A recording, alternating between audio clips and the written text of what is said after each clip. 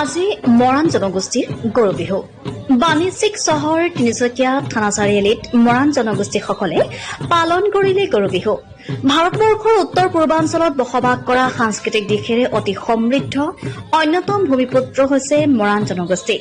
অতীজৰে পৰা এই মৰাণ জনগোষ্ঠীটোৰ লোকসকলে নিজস্ব ৰীতি নীতি পৰম্পৰাৰে বিহু পালন কৰি আহিছে।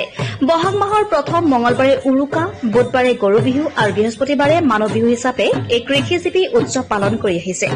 বিভিন্ন ঠাইত বসবাস কৰা মৰাণ জনগোষ্ঠীৰ লোকসকলৰ সমান্তৰালভাৱে বিগত বৰ্ষৰ দৰে বাণিজ্যিক চহৰ তিনিচুকীয়াৰ থানা চাৰিআলি তিনিচুকীয়া চহৰৰ আশে পাশে থকা মৰাণসকলে একত্ৰিত হৈ উলহ মালহেৰে গৰু বিহু পালন কৰে।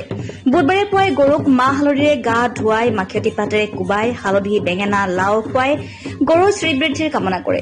গৰুক গা ধোৱাৰ পাছত পৰম্পৰাগত কণী যুঁজ প্ৰতিযোগিতা অনুষ্ঠিত কৰি মৰাণ জনগোষ্ঠীৰ ঐতিহ্যমণ্ডিত লগ বিহু প্ৰদৰ্শন কৰে ডেকা গাভৰুসকলে।